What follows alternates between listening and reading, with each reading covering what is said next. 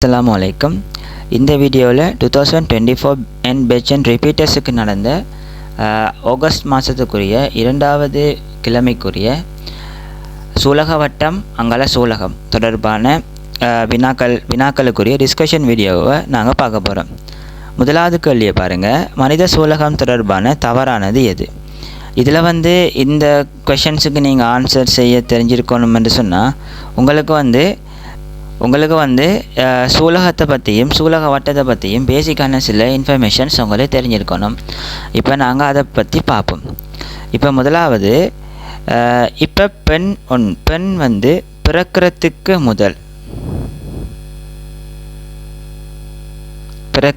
முதல் எங்களுக்கு முன்னோடி களங்களில் இருந்து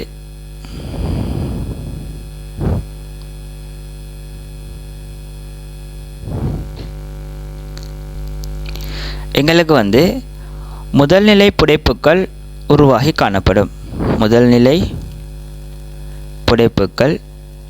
காணப்படும். அதாவது பிறக்கிறதுக்கு முதல் எங்களுக்கு பிறப்பின் முதல் முன்னோடி காலங்கள்லேருந்து முதல்நிலை புடைப்புக்கள் உருவாக்கப்பட்டு காணப்படும். அப்போ பிள்ளை பிறக்கக்குள்ள எப்படி இருப்பா? முதல்நிலை புடைப்புகளோட காணப்படுவா. சரிதானே? இது முதல்நிலை புடைப்புகள்.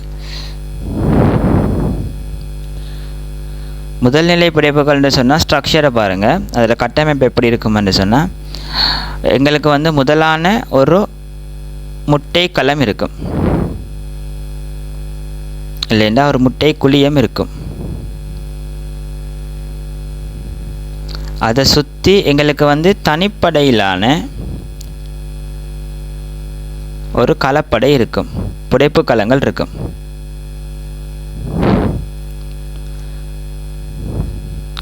இதுதான் என்ன சொன்னால் எங்களுக்கு முதல்நிலை புடைப்புக்கள்.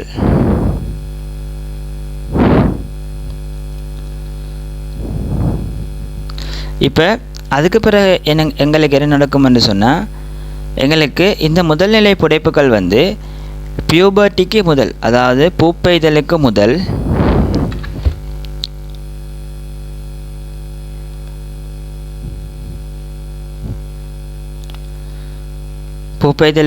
என்ன நடக்கும் என்று சொன்னால், இப்போ உங்களுக்கு தெரியும், பரிவக கீழால் ஜிஎன்ஆர்ஹெச் சுரக்கப்படும். அந்த ஜிஎன்ஆர்ஹெச்சின் மூலம் உங்களுக்கு எஃப்எஸ்ஹெச் அங்கால எல்ஹெச் உற்பத்தியாக்கப்படும். இப்போ பூப்பெய்தலுக்கு பிறந்த ஒரு பிள்ளை இருக்குது தானே, அந்த பிறந்த பிள்ளையில் எஃப்எஸ்ஹெச் எல்ஹெச் இருக்கும். அந்த எஃப்எஸ்ஹெச் என்ன செய்யும் என்று சொன்னால் இந்த முதல்நிலை புடைப்புக்களில் இருக்கிற இந்த புடைப்புக்களங்களில் தொழிற்பட்டு இந்த புடைப்புக்களங்களில் பெருக்கலடைய செய்யும். அதாவது புடைப்புக்களங்களோட அளவை கூட்டும். சரியா? அப்போ எங்களுக்கு முதல்நிலை புடைப்புக்கள் இப்படி இருக்கிற முதல்நிலை புடைப்புக்கள் எங்களுக்கு இப்படி மாறும்.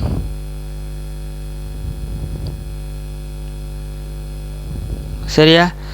இதை நாங்கள் சொல்லுவோம் என்னன்னு சொன்னால் முதலான புடைப்புக்கள்னு சொல்லுவோம். அதாவது முதல்நிலை புடைப்புக்கள் எஃப்எஸ்ஹெச்சில் தொழிற்பாட்டால் என்ன செய்யும்? புடைப்புக்களங்களில் நம்பர்ஸ் கூடி படைகள் அதிகரித்து எங்களுக்கு முதலான புடைப்புக்களாக மாற்றும். சரியா? அடுத்தது என்ன செய்யும் என்று சொன்னால், இப்போ எங்களுக்கு தெரிய வேண்டிய அடுத்த விஷயம் என்னன்னு சொன்னால், இப்போ இங்கே இருக்கிற இந்த புடைப்புக்களங்கள் இருக்குது தானே, இந்த புடைப்புக்களங்கள் ஈஸ்ட்ரஜனை சுரக்கும். யார் உற்பத்தியால்? எஃப்எஸ்ஹெச் அங்கால எல்ஹெச்ட உதவியால் ஈஸ்ட்ரஜனை சுரக்கும். அது எப்படி என்று சொன்னால், இப்போ நாங்கள் முதலான புடைப்புகளோட கட்டமைப்பை நாங்கள் பார்த்தோம்னா இப்படி இருக்க போகிறார். சரியா? இப்படி இருக்கும். இப்படி 2-3 படைகள் காணப்படும். இங்கால சுற்றி ஒரு தனிப்படை காணப்படும். சரியா? தனிப்படை காணப்படும். இப்போ இந்த வெளிப்புறமாக இருக்கிற இந்த பாட்டில் எல்ஹெச் பைண்ட் ஆகி உங்களுக்கு கொலஸ்ட்ராலில் இருந்து அண்ட்ரஜன்களை உருவாக்கும். திரும்பி எஃப்எஸ்ஹெச் இந்த இதில் பைண்ட் ஆகி, சரியா, இந்த உருவாக்கப்பட்ட அண்ட்ரஜனை எங்களுக்கு ஈஸ்ட்ரஜனாக மாற்றும். இந்த ப்ரொசஸ் உங்களுக்கு தெரிய தேவையில்லை. ஆனால் LHம் FSHம் பங்களிப்பு செய்யுது என்ற விஷயம் உங்களுக்கு தெரியணும். அதாவது முதலான புடைப்புக்களை நீங்கள் எடுத்தோம்னு சொன்னால் அதில் கட்டமைப்பில் என்ன இருக்க போதோ உட்புறமாக உங்களுக்கு ஒரு முதல் முட்டை குழியம் இருக்கும். அதுக்கு வெளிப்புறமாக உங்களுக்கு புடைப்பு களங்கள் இருக்கும். அந்த புடைப்பு களங்களில் ரெண்டு வகையாக பிரிக்கலாம். உட்புறமாக இருக்கிற களம் என்று சொல்லலாம், வெளிப்புறமாக இருக்கிற களம் என்று நாங்கள் சொல்லலாம். சரிதானே? இப்போ LH என்ன செய்யும்னு சொன்னால் வெளிப்புறமாக இருக்கிற இந்த களத்தில் இணைஞ்சி கொலஸ்ட்ரால் LH இணைஞ்சி கொலஸ்ட்ராலை என்ன செய்யும், அன்ரஜனாக மாற்றும். சரியா? இப்போ இந்த கொலஸ்ட்ரால் அன்ரஜன். சரியா?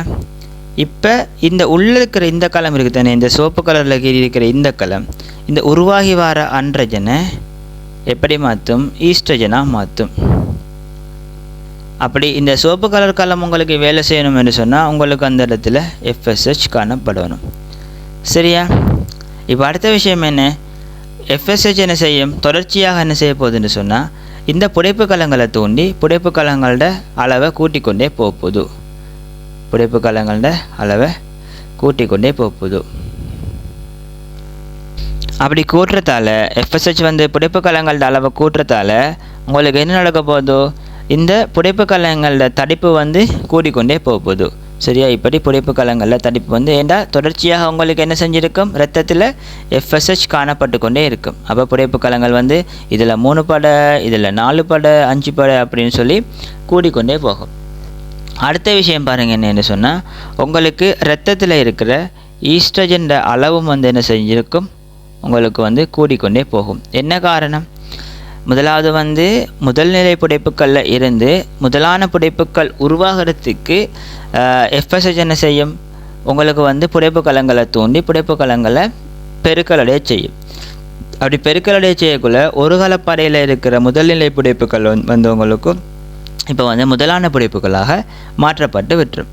சரியா? 2 படையில் மாற்றப்பட்டு விட்டுரும். திரும்பி என்ன செய்யும், இப்போவுமே FSH குறித்த ஒரு மட்டத்தில் இருக்குது தானே, அது மீண்டும் என்ன செய்யும், மீண்டும் புடைப்பு களங்களை தூண்டி 2 படையில் இருக்கிற புடைப்பு களங்களை 3 படையாக மாற்றும். மீண்டும் FSH அந்த இதில் தூண்டி 3 படையை 4 படையாக மாற்றும். மீண்டும் FSH அதில் தூண்டி 4 படையை 5 படையாக மாற்றும். இதே நேரத்தில் உங்களுக்கு GnRH பிளட்டில் இருக்குது. அப்போ FSHம் இருக்கும், LHம் இருக்கும். FSHம் LHம் சேர்ந்து ஈஸ்ட்ரஜன் உருவாகிற அளவை கூட்டும். சரி, அளவுக்கு காரணமாக அமையும். இப்போ பார்த்தீங்கன்னு சொன்னால் இந்த முதலான புடைப்புக்கள் விருத்தி போகக்குள்ள அந்த முதலான புடைப்புக்களில் இருக்கிற இந்த புடைப்புகளோட நம்பர்ஸ், இந்த புடைப்பு களங்களோட நம்பர்ஸை பார்த்தீங்கன்னு சொன்னால் கூடிக்கொண்டே போகுது. சரியா? அதோட மீனிங் என்ன, FSH தொடர்ந்து வேலை செய்யுது. அப்போ புடைப்புக்களோட நம்பர்ஸ் கூடிக்கொண்டே போகுது. அப்போ அதோட மீனிங் என்ன, புடைப்புக்களோட நம்பர்ஸ் கொண்டுச்சுன்னு சொன்னால் அவங்களுக்கு உருவாகிற ஈஸ்ட்ரஜன் அளவு கூடிட்டே போகுது.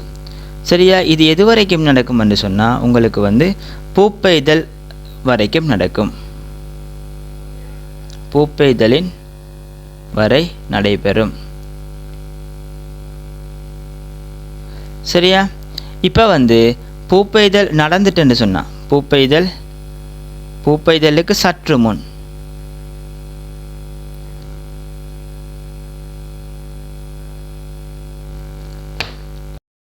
இறுதியில் அதன் சுருக்கத்தை ஈஸ்ட்ரஜன் தூண்டும் என்று போட்டிருக்கு. ஈஸ்ட்ரஜன் தூண்டுமான்னு கேட்டால் இப்போ ஈஸ்ட்ரஜன் ஈஸ்ட்ரஜன் அளவு கூடும் இப்போ கர்ப்பம் முடிகிற டைமில். அதுக்குரிய காரணம் என்னென்னு சொன்னால் இந்த கருப்பை கழுத்தை பேபி புள்ள கருப்பை கழுத்தை தூண்டுறதால எங்களுக்கு ஈஸ்ட்ரஜன் அளவு கூட போகுது. அங்கெல்லாம் மற்ற செயற்பாடுகள் மூலமும் ஈஸ்ட்ரஜன் கூடி ஈஸ்ட்ரஜன் என்ன செய்யும் என்று சொன்னால் தசை, அதாவது கருப்பை தசையில் இருக்கிற ஆக்சிடோசின் வாங்கிகளோட அளவை கூட்டும். ஆக்சிடோசின் வாங்கிகளின் அளவினை கூட்டும். அடுத்தது என்ன செய்யும் என்று சொன்னால் ஆக்சிடோசின் வாரத்தை கூட்டும். ஆக்சிடோசின் அளவை கூட்டும். சரியா? பிற்பக்க கவச்சுரப்பிலிருந்து ஆக்சிடோசின் உருவாகிற அளவை வந்து கூட்டும். அதே மாதிரி கருப்பை தசையில் வந்து ஆக்சிடோசின் வாங்கிகள் அளவை வந்து கூட்டும். அப்போ இந்த ஆக்சிடோசின் என்ன செய்யும் என்று சொன்னால் கருப்பை தசையில் போய் இணைஞ்சி சுருக்கத்தை வந்து தூண்ட போகுது. அப்போ இது வந்து பிழை. சரியா?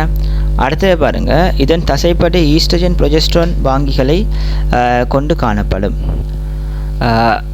இதுக்கு நீக்கி பார்த்தோம்னு சொன்னால் இப்போ ஈஸ்ட்ரஜன் ப்ரொஜெஸ்ட்ரான் வாங்கிகள் தசைப்படையில் காணப்படும்னு சொன்னால் அது வந்து சரி. அதுக்குரிய காரணம் என்னென்னு சொன்னால் இப்போ கர்ப்பம் நடக்கக்குள்ளே வந்து ஈஸ்ட்ரஜன் வந்து என்ன செய்யும்னு சொன்னால் அதில் வாங்கிகளை கொண்டு எங்கிற கருப்பை தசையிற தடிப்பை வந்து கூட்டும். சரியா?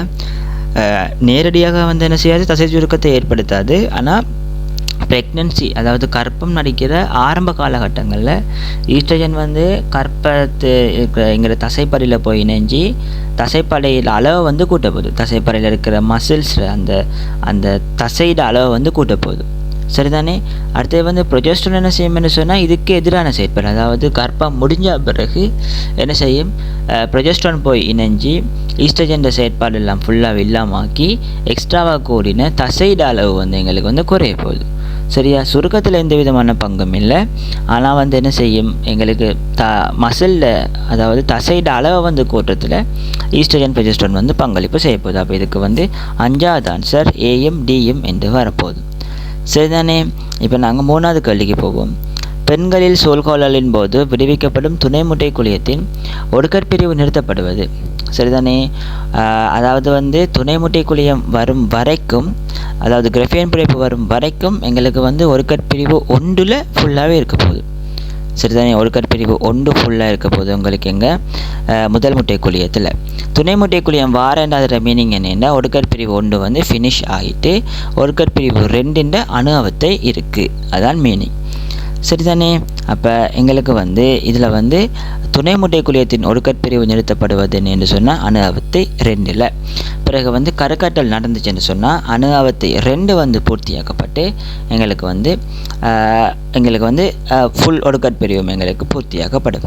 சரிதானே? அடுத்தது 4வது கேள்வியை பாருங்கள். குருதியில் ப்ரொஜெஸ்ட்ரான் மட்டம் தாழ்வான நிலையில் உள்ள போது நடைபெறாது. அப்போ இந்த கேள்வியில் சொல்ல வர விஷயம் என்னன்னு சொன்னால் ப்ரொஜெஸ்ட்ரான் மட்டம் வந்து தாழ்வான நிலையில் இருக்கக்குள்ள இது வந்து நடக்காது அப்படின்னு சொன்னால் ப்ரொஜெஸ்ட்ரான் மட்டம் எங்களுக்கு அதிக அளவில் வேணும் என்று தான் இதில் மீனிங். அப்படின்னா ப்ரொஜெஸ்ட்ரான் மட்டம் தாழ்வான நிலையில் இருந்துச்சுன்னு சொன்னால், அதாவது ப்ரொஜெஸ்ட்ரான் மட்டம் குறைவாக இருந்துச்சுன்னு சொன்னால் இந்த விஷயம் இதில் என்னது நடக்காதுன்னு கேட்குறாங்க. அப்படி இல்லாட்டிக்கு இந்த 5ல் எந்த ஒன்றுக்கோ ப்ரொஜெஸ்ட்ரான் மட்டம் மிக அதிகமாக தேவை,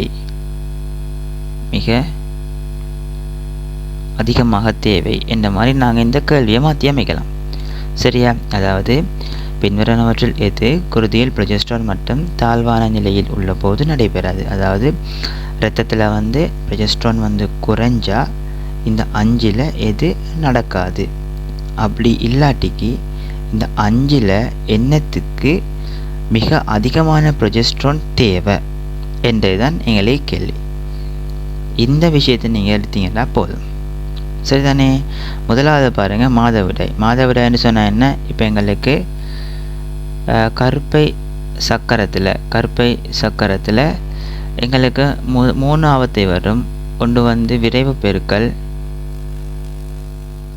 அடுத்தது வந்து சுரத்தல், அடுத்தது வந்து மாதவிடாய். இப்போ விரைவு பெருக்கல்னு சொன்னால் அந்த இடத்துல எங்களுக்கு ஈஸ்ட்ரஜன் வரும். விரைவு பெருக்கல்னு சொன்னால் பேர்லேயே இருக்குது பெருக்கல்னு என்ன? அதிகளவு கலங்களை வந்து உருவாக்குற. அப்போ எங்களுக்கு விரைவு பெருக்கல் அவத்தையில் வந்து 0 தொடக்கம் 14 நாளில் எங்களுக்கு வந்து என்ன வரப்போதோ, எங்களுக்கு வந்து ஈஸ்ட்ரஜன் அளவு வந்து கூடி கலங்கள் வந்து அகத்தோற்படையிட கலங்கள் வந்து கூட போகுது. அடுத்தது வந்து சுரத்தல் அவத்தை என்று சொன்னால் இதுக்கு காரணம் எங்களுக்கு வந்து ப்ரொஜெஸ்ட்ரான் என்ன செய்யும் என்று சொன்னால் புதிய சுரப்பிகளை உற்பத்தி செய்யும். புதிய சுரப்பிகளை உற்பத்தி செய்யும் அந்த அகத்தோற்படையில். அடுத்தது வந்து என்ன செய்யும்னு சொன்னால் இதுக்கு போகிற அகத்தோலுக்கு போகிற இரத்தத்தின் அதாவது குருதி இரத்த குழாய்களை வந்து இரத்த குழாய்களினை என்ன செய்யும் அகலமாக்கும். சரியா? அப்படி அகத்தோலுக்கு போகிற இரத்த குழாய்களை வந்து அகலமாக்குறதால அவங்களுக்கு என்ன செய்யும்னு சொன்னால் போதிய அளவு ரத்தம் வந்து கிடைக்கும். அப்போ மாதவிடாய் டைமில் என்ன நடக்கும்னு சொன்னால் உங்களுக்கு ப்ரொஜெஸ்ட்ரோன் அளவு வந்து நல்லாவே குறைஞ்சிடும். ப்ரொஜெஸ்ட்ரோன் அளவு வந்து நல்லாவே குறைஞ்சிடும். அப்போ ப்ரொஜெஸ்ட்ரோன் அளவு வந்து நல்லாவே குறைஞ்சுன்னு சொன்னால் இரத்த குழாய்கள் என்ன செய்யும் விரிவடைஞ்ச இரத்த குழாய்கள் வந்து சுருங்கும். சரியா? அப்போ இரத்த குழாய்கள் சுருங்கும். இரத்த குழாய்கள் சுருங்கினுச்சுன்னு சொன்னால் எங்களுக்கு ஆகவும் வெளிப்புறமாக இருக்கிற படைக்கு வந்து இரத்தம் வந்து கிடைக்காம போகும். அதால் அந்த படைகள் வந்து என்ன செய்யும் அப்படியே உதிர்ந்து போயிடும். அப்போ எங்களுக்கு மாதவிடாய் நடக்கணும்னு சொன்னால் ப்ரொஜெஸ்ட்ரோன் என்ன செய்யணும் எங்களுக்கு குறைவாக தேவை. அப்போ ப்ரொஜெஸ்ட்ரோன் மட்டும் தாழ்வான நிலையில் உள்ள போது தான் எங்களுக்கு மாதவிடாய் நடக்கும். சரியா? அப்போ இது வந்து சரி. அதாவது குருதியில் ப்ரொஜெஸ்ட்ரோன் மட்டும் தாழ்வான நிலையில் உள்ள போது தான் எங்களுக்கு மாதவிடாய் நடக்கும். கேட்ட கேள்வி இது நடைபெறாதுண்டு. ரெண்டாவது பார்ப்போம் சூழ்கொள்ளல். சூழ்கொள்ளல் என்னன்னு சொன்னால் இப்போ நான் ஆல்ரெடி உங்களுக்கு எக்ஸ்பிளைன் பண்ண மாதிரி இங்கே பாருங்கள். ஆல்ரெடி உங்களுக்கு எக்ஸ்பிளைன் பண்ண மாதிரி உங்களுக்கு வந்து என்ன செய்யும் புடைப்பு கலங்களால் ஈஸ்ட்ரஜன் வந்து சுரக்கப்பட்டு கொண்டு இருக்கும்.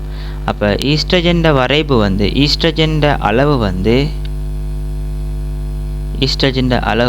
நாங்கள் இந்த சூலக வட்டத்தில் இந்த முதலாவது அவத்தையை நாங்கள் என்ன சொல்லுவோம் புடைப்பு அவத்தைன்னு சொல்லுவோம்.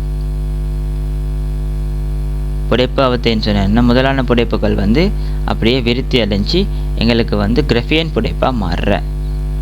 சரியா? துணையான புடைப்புன்ற ஒரு பேர் இல்லை, கிரஃபியன் புடைப்பாக மாறுற. அல்லது எங்களுக்கு வந்து முதல் முட்டை வந்து அல்லதுன்னு சொல்லல அதோட சேர்த்த மாதிரி முதல் முட்டை எங்களுக்கு வந்து துணை முட்டையாக மாறுற. சரியா? இதுதான் என்னது புடைப்பு அவத்தை.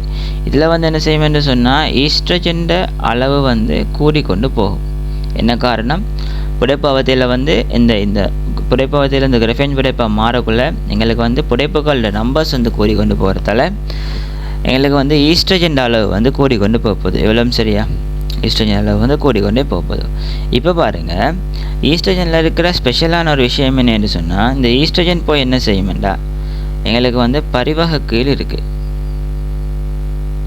பரிவக கீழால் GnRH வரும். அங்கால கபச்சுரப்பியால் முட்கபச்சுரப்பியால் எங்களுக்கு வந்து FSH LH வரப்போகுது. இந்த ஈஸ்ட்ரஜன் போய் என்ன செய்யும் என்று சொன்னால் ஈஸ்ட்ரஜன் போய் இதை வந்து நிரோதிக்கும். ஈஸ்ட்ரஜன் போய் இதை வந்து நிரோதிக்கும், இதையும் நிரோதிக்கும். இதெல்லாம் எப்போன்னு சொன்னால் ஈஸ்ட்ரஜன் ஒரு குறித்த ஒரு அளவில் தான். அதாவது ஈஸ்ட்ரஜன் வந்து வச்சுக்கொள்வோமே இப்போ 0 இருந்து இந்த ஒரு அளவு. அப்போ இந்த குறித்த மட்டத்தில் ஈஸ்ட்ரஜன் இருந்தால் மட்டும்தான் என்ன செய்யும் என்று சொன்னால் இதை வந்து நிரோதிக்கும். அதாவது பரிவகையில் வச்சுக்கொள்வோமே இப்போ ஈஸ்ட்ரஜன் வந்து 0 இருந்து 10 அளவு இருக்குது. 0 இருந்து 10 அளவு இருக்குது. ஈஸ்ட்ரஜன் வந்து 11 போனால் வேறு செயற்பாடு, 0 10 போனால் வேறு செயற்பாடு என்ன ஞாபகம் வச்சுக்கொள்ளுங்க.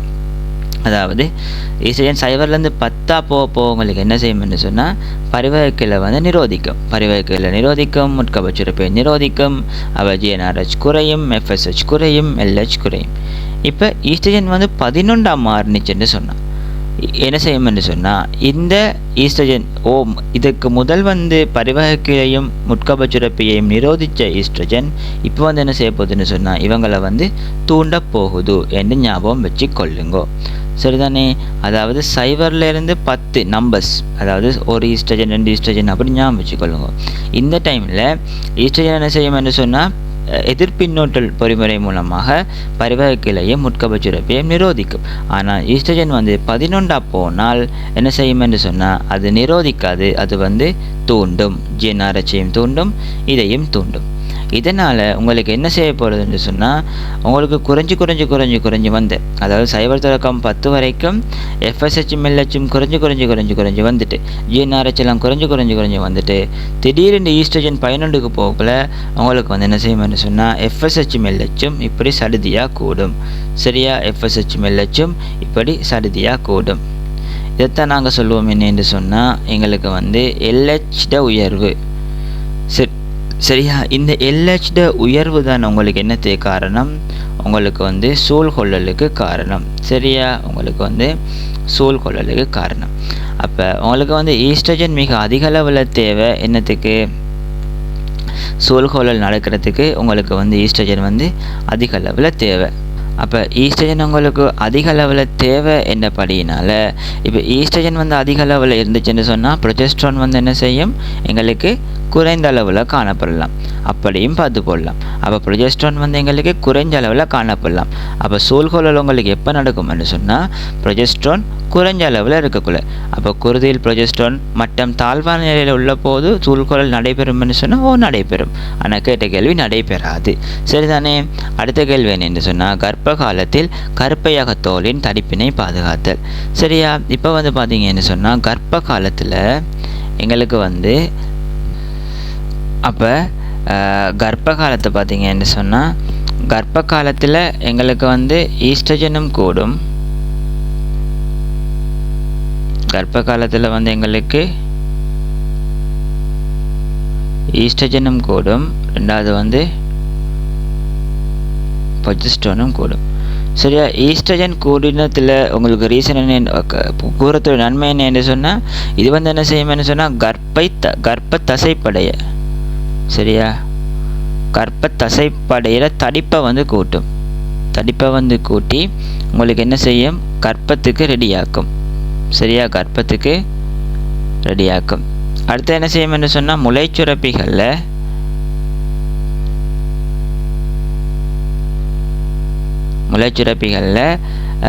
விருத்தியை உருவாக்கும். விருத்தின்னு சொன்னால் அந்த அந்த இது இருக்கு தானே முளைச்சுரப்பிகளோட அந்த முளைச்சுரப்பிகள் அந்த களங்கள் அந்த இதுகள் எல்லாத்தையுமே விருத்தியாகிற வேலையை ஈஸ்ட்ரஜன் பார்க்க போகுது. ப்ரொஜெஸ்ட்ரான் என்ன செய்யும்னு சொன்னால் அது வந்து கர்ப்ப காலத்தில் ஏன் கூடுதுன்னு சொன்னால் எங்களுக்கு வந்து அகத்தோல் வந்து அழிவடையக்கூடாது. இந்த காரணத்துக்காக காணப்படும்.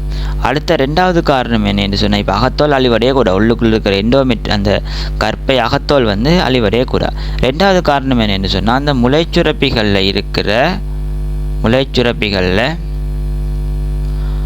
சுரப்பி பால் சுரக்கும் களங்களை உருவாக்கும்.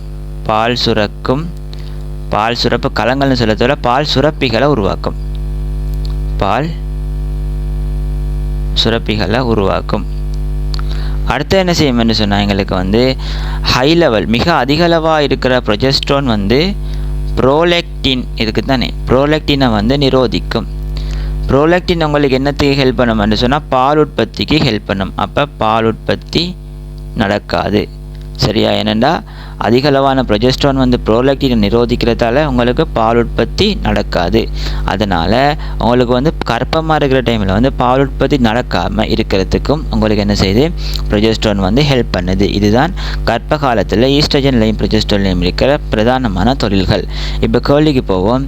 கர்ப்ப காலத்தில் கருப்பையகத்தோலின் தடிப்பினை பாதுகாத்தல் என்றதுக்குள்ள கர்ப்ப காலத்தில் கருப்பையகத்தோலில் தடிப்பினை எப்படி பாதுகாக்கிறேன்னு சொன்னால் ப்ரொஜெஸ்ட்ரான் மட்டம் அதிக அளவில் இருந்தால் மட்டும்தான் என்ன செய்யும்னு சொன்னால் உங்களுக்கு வந்து பாதுகாக்கலாம். அப்போ குருதியில் ப்ரொஜெஸ்ட்ரான் மட்டம் தாழ்வான நிலையில் இருக்கக்குள்ள இது நடக்குமானா இல்லை. சரியா? இது வந்து நடக்காது. அப்போ இது வந்து நடக்காது. ஏன்னா உங்களுக்கு ப்ரொஜெஸ்ட்ரான் மட்டம் மிக அதிக அளவில் வேணும். சரியா? நாலாவது பாருங்கள். மகப்பேறின் போது கருப்பை தசைப்படை சுருக்கு. எப்போவுமே உங்களுக்கு வந்து ஈஸ்ட்ரஜன் செய்கிற வேலைகளில் வந்து ப்ரொஜெஸ்ட்ரான் வந்து எதிர்க்கும். சரிதானே. அதே மாதிரி ப்ரொஜெஸ்ட்ரான் செய்கிற வேலைகளை வந்து ஈஸ்ட்ரஜன் வந்து எதிர்க்கும். இதை விட மேலதிகமாக ஈஸ்ட்ரஜனுக்கு சில வித்தியாசமான தொழில்கள் இருக்குது. அந்த தொழில் வந்து உங்களுக்கு ப்ரொஜெஸ்ட்ரான் வந்து செய்யாது. சரியா, இப்போ உதாரணத்துக்கு பார்த்தோம்னு சொன்னால், இப்போ கருப்பை அகத்தோலோட தடிப்பை வந்து பாதுகாக்கிறதுல ப்ரொஜெஸ்ட்ரான் வந்து வேலை செய்யும். சரியா, அப்போ ஈஸ்ட்ரஜன் வந்து கருப்பை அகத்தோல தடிப்பை வந்து இல்லாமல் செய்யுமான்னு கேட்டால் அப்படி செய்யாது.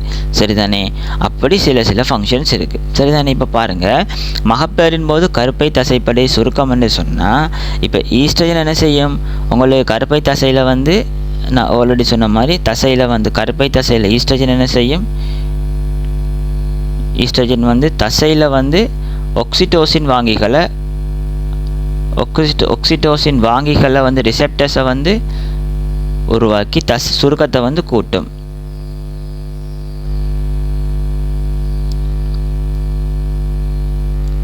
சரியா, அதே டைமில் வந்து நீங்கள் ப்ரொஜெஸ்ட்ரான் எடுத்தீங்கன்னு சொன்னால், ப்ரொஜெஸ்ட்ரான் என்ன செய்யும்னு சொன்னால் இந்த ஒக்சிட்டோசின் வாங்கிகளோட அளவை வந்து குறைக்கும். அப்போ தசை சுருக்கம் நடக்காது. சரியா, அப்போ இந்த கேள்வியை பாருங்கள். இதில் பார்த்தீங்கன்னு சொன்னால், மகப்பேறின் போது கருப்பை தசைப்படை சுருக்கம் நடக்கணும்னு சொன்னால் உங்களுக்கு வந்து ஈஸ்ட்ரஜன் அளவு வந்து கூடணும், ப்ரொஜெஸ்ட்ரான் அளவு வந்து குறையணும். அப்போ குருதியில் ப்ரொஜெஸ்ட்ரான் மட்டம் தாழ்வான நிலையில் உள்ள போது அது நடக்கும். அப்போ இது வந்து நடக்கும்.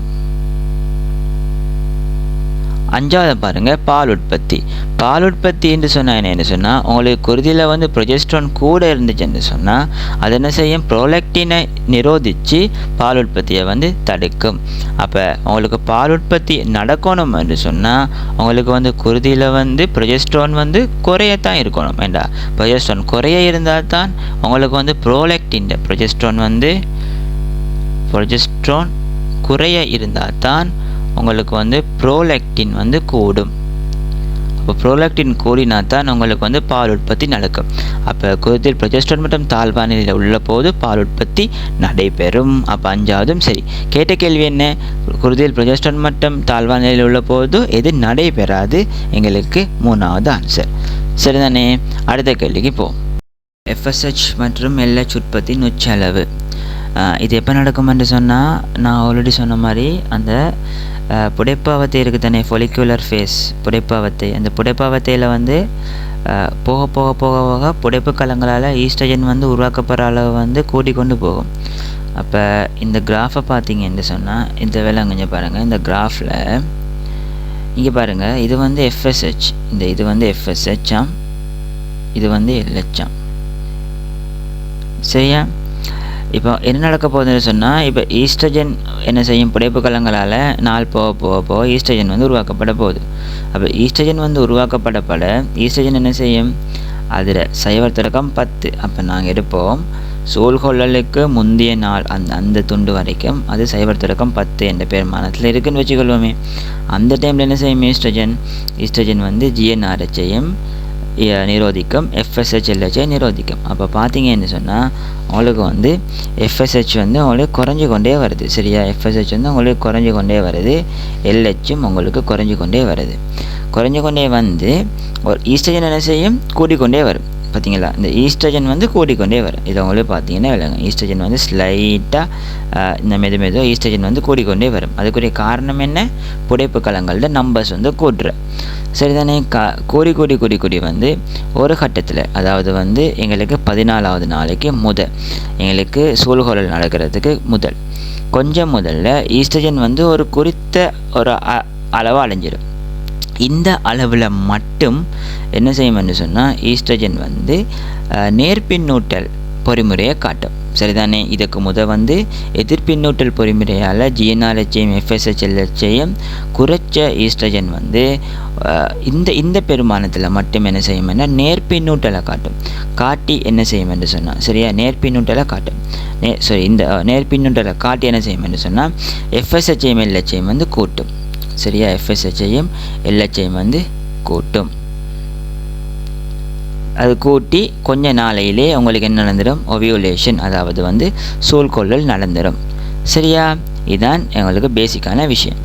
அதுக்கு பிறகு பார்த்தீங்கன்னு சொன்னால் உங்களுக்கு அதாவது இந்த துண்டில் இருந்து ஈஸ்ட்ரஜன் கூடுதோ அப்போ FSHம் LHம் கூட்டும். அப்படின்ற ஒரு குறித்த ஒரு பகுதியில் குறித்த ஒரு லெவலுக்குள்ளே ஈஸ்ட்ரஜன் மாறக்குள்ள மட்டும் கொஞ்சம் பெருமானத்துக்குள்ளே குறித்த பெருமானத்துக்குள்ளே, அதாவது வந்து 11லேருந்து 14 வரைக்கும் இந்த பெருமானத்துக்குள்ளே ஈஸ்ட்ரஜன் மாறினா மட்டும் என்ன செய்யும்னா FSH அளவையும் கூட்டும், LH அளவையும் கூட்டும். நாங்கள் அப்படி வச்சுக்கொள்வோம். சரியா?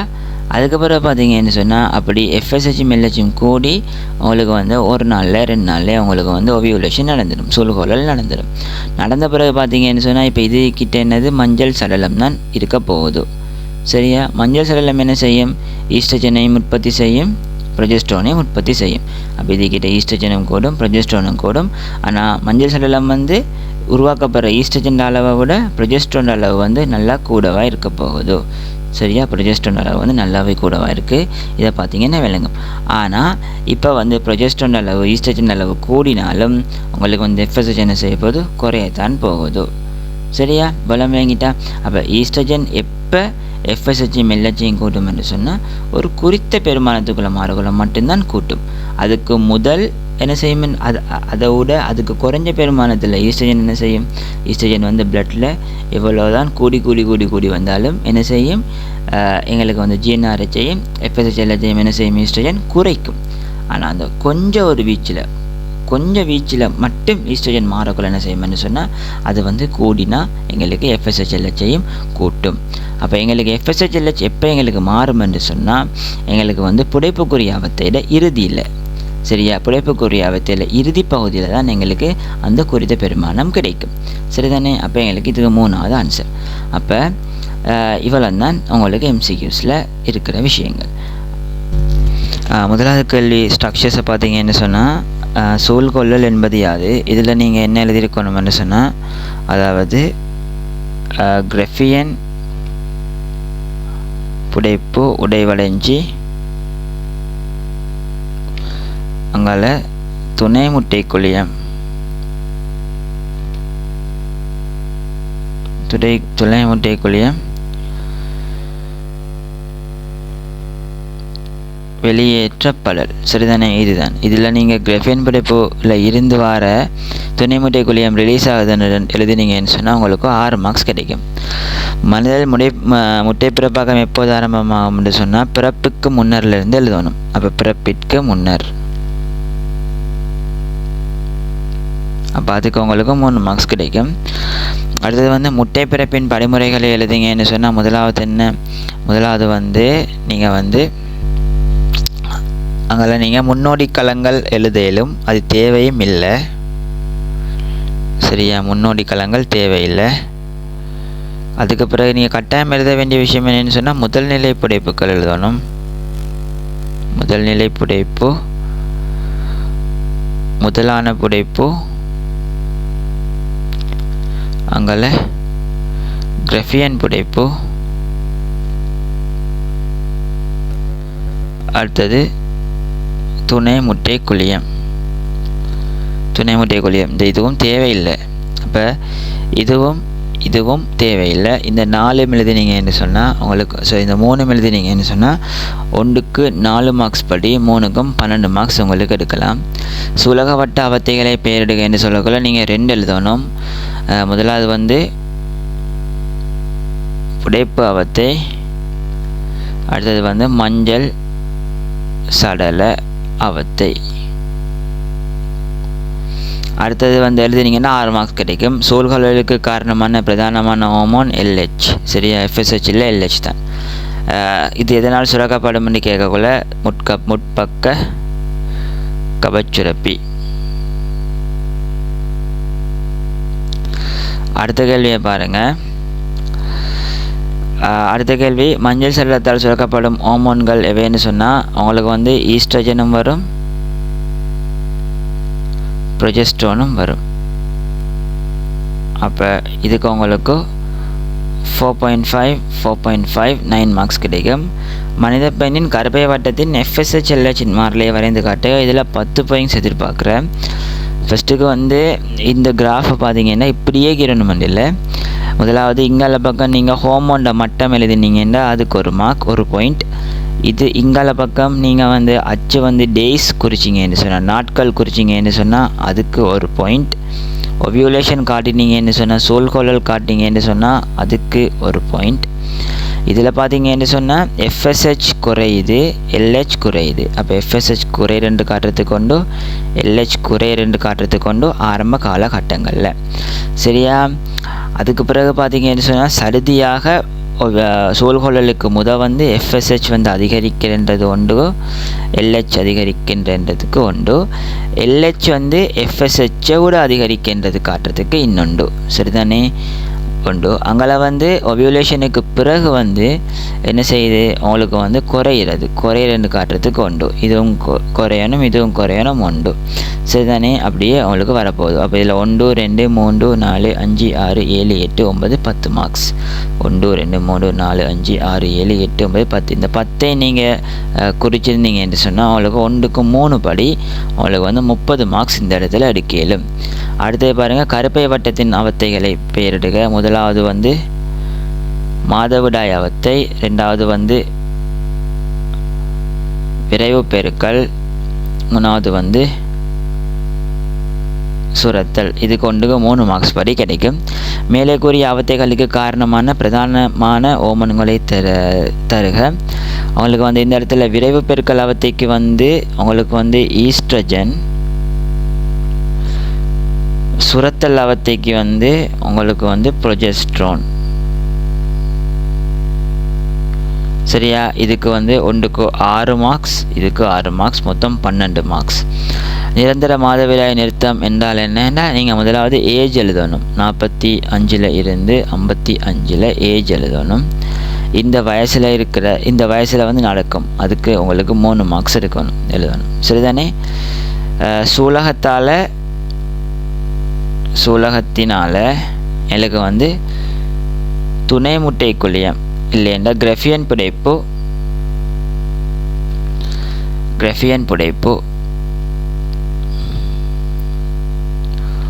உருவாக்க முடியாத நிலைமை.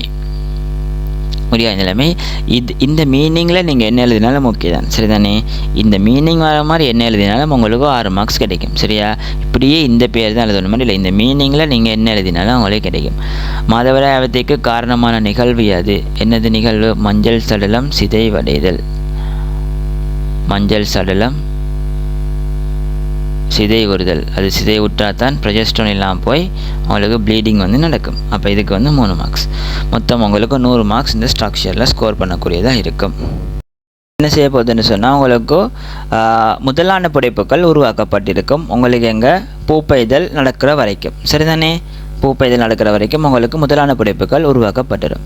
இப்போ அடுத்த விஷயம், இப்போ நாங்கள் இந்த புடைப்புகளை நாங்கள் முதலான புடைப்புகள் என்றும் சொல்லிலும், முதலான புடைப்புகள் அல்லது முதல் முட்டை குழியம் என்றும் சொல்லலாம். அதுக்குரிய காரணம் என்னென்னு சொன்னால், இப்போ புடைப்புகள்னு சொன்னால் என்ன, சுற்றி இருக்கிற களங்கள் தான் புடைப்பு களங்கள். முட்டை குழியம்னு சொன்னால் உள்ளுக்குள்ளே இருக்கிறது தான் எங்களுக்கு முட்டை குழியம். சரியா? இது வந்து முதல் முட்டை குழியமாக இருக்கும். சரியா? முதல் முட்டை குழியம்னு சொன்னால் என்ன, ஒடுக்கட் பிரிவு இந்த முதலான புடைப்புகள் ஃபுல்லாகவே